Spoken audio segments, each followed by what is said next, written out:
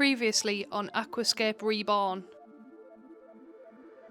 We took down our favourite aquascape,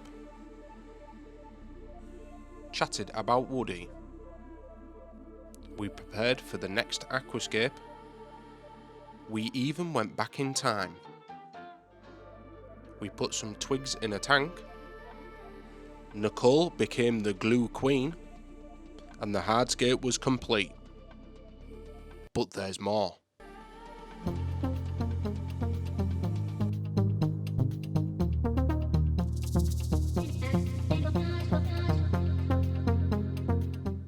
Welcome back to Aquascape Reborn Part 2 with myself, Nicole, and James. Hi guys.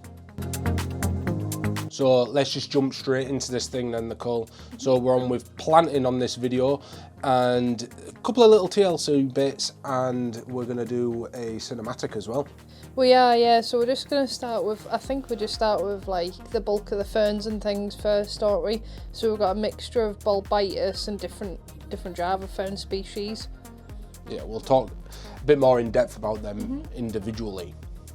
A lot of these plants are actually from the old scape, so we didn't add too many more new plants. So we're coming in strong with the Bolbitis. So this was absolutely massive in the other scape. So this is, like Nicole said, this is all being reused from the previous scape. Yeah, which is good. It's good to reuse plants if you can. Obviously, sometimes you're stripping a tank because it's got issues, like algae issues, or I don't know, they've just been in there too long. So it was good that we could use quite a lot of them. So this was, I think there was one or two big masses. So what we've done is we've torn it up into little segments and planted them around the tank. Yeah, else it would just look too overpowering, putting it all in as one big clump. Because they kind of end up looking a bit placed if they're too big. Yeah. It's just weird in a new scape, I find. You'll have seen the size of the clump that came out on the last video, part 1. Just to recap over this, so we've got no soil. This is all an epiphyte only, meaning that everything is going to get attached onto wooden rock. Yeah, that's the one.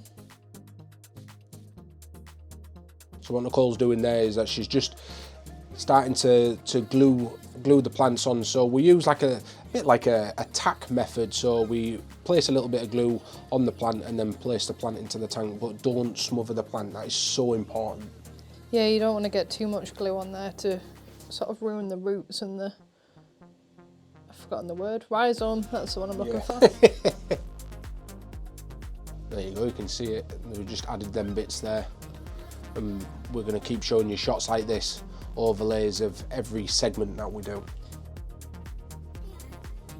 Be able to see where we place the plants as well, which is important. You don't want to place it like all your Bolbitis, let's say on the right, and then have none on the left or none in the centre. You want to disperse it so it looks more natural. Yeah.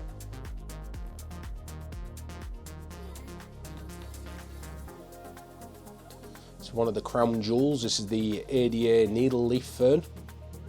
Yeah, I think again we mentioned this in the first video, but again we can talk about it a little bit more. So it's an ADA original plant. Don't really see it much anymore. It's probably still available in some parts of the world, but seems quite rare now. We were kindly gifted this by one of our customers. You know, you just can't get rid of it now, can you? No. It is a gorgeous fern.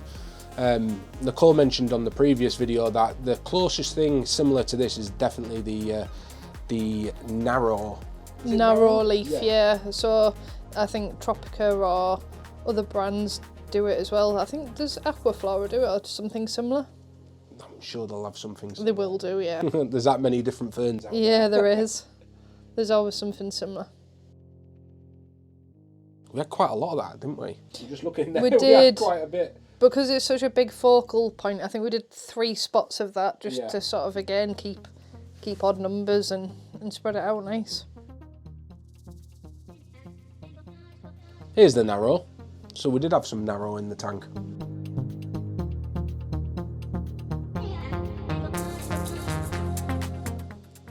It's just me placing that in there. I was just going to tuck it round the back.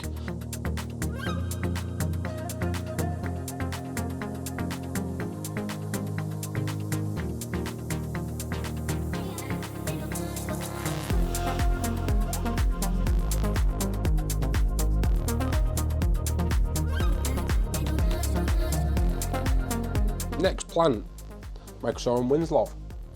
So I find this grows more like a bowl shape, like low and quite flat. So it looks good like in the lower areas. Or... Very compact plant, isn't it? It is, yeah. I do like it. It's totally different to most other Java fern species.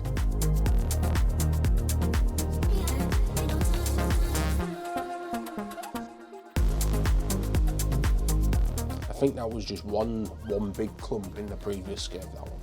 It was, yeah, and it always niggled me. I always wanted to sort of spread it out and place it different spots. Well, we have now. I think it helps having that extra length on this tank because it feels like you're not sort of squashed for space, whereas in the 3 foot, even though it looked good, it does look better in the 4 foot and you can...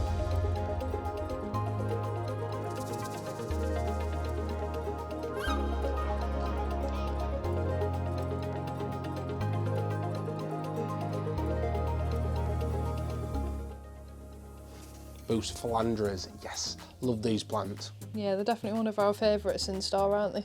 Yeah, so this one was Kedagang. We had a large portion of Kedagang in this tank. Did we end up splitting it or did we just put it all in as one? No, we definitely split it because again, like in the other tank, we did have other sort of different little patches in the 3 foot, but they kind of got swarmed by Java fern, so it always looked like we just had one spot. So I think we've given it a lot more space in this one. Stunning plant, that. It's nice and dark, isn't it?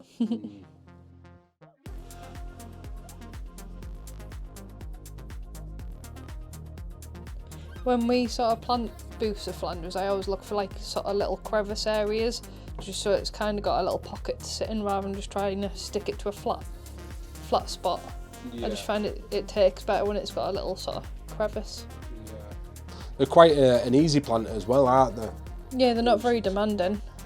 Yeah, because they look quite, I suppose, a bit more exotic than like Anubias and ferns. But yeah, they're really, really easy. You just treat them exactly the same.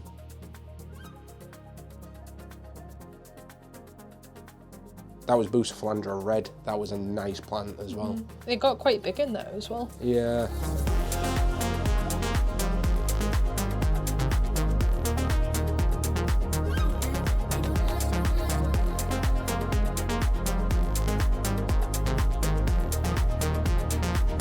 More Bolbitis.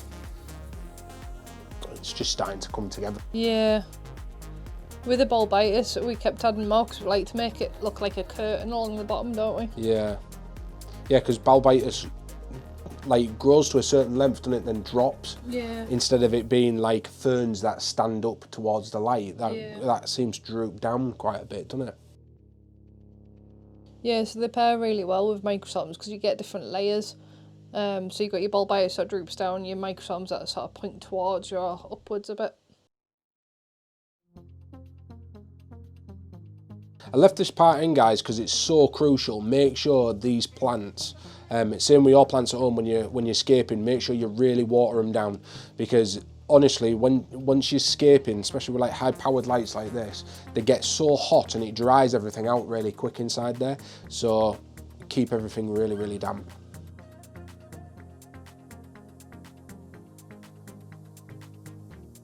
I love a time lapse. Speeds everything right up.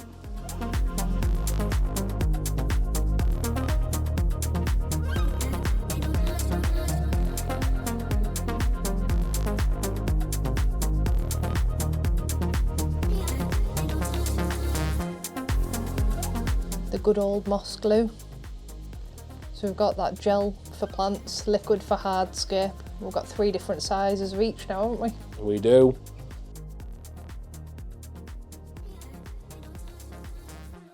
So like you were saying before, this is more of a gel type glue, so it doesn't smother the plant.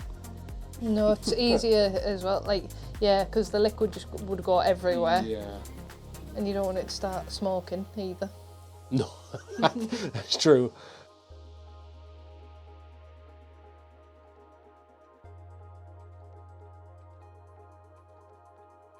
Oh, sand time. Yeah, the finishing touch.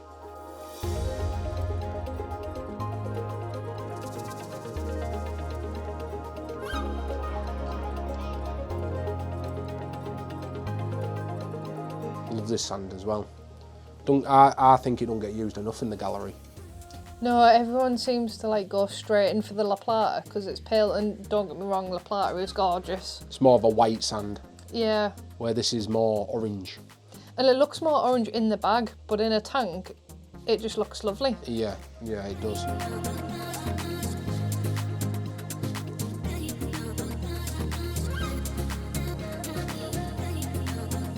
I can see why people would avoid it more in the bag before they see it in water. Especially online, I was just thinking that picture then looked really orange, but as you can see it there, it's not as orange as it looked on that picture. Don't know why it's that orange. You'll see in the cinematic at the end as well how nice it does look. Trusty old soil scoop as well, or aquascape scoop, sorry. Yeah, it's good for getting into them little tricky areas, isn't it? Oh, yeah.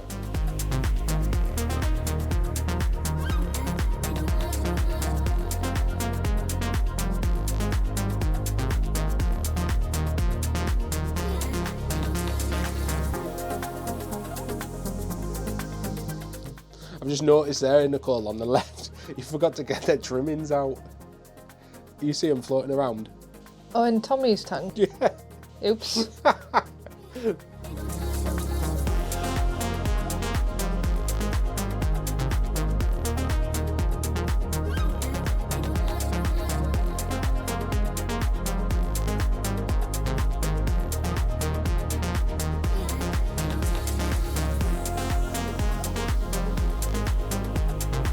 Did you see that, everyone? She actually gave me a high five this time. I did, yeah. I didn't leave you hanging like in the escape off. Right, we'll come to the end of the video now, guys. Hope you enjoyed this two-part series. Sit back and relax and watch this cinematic.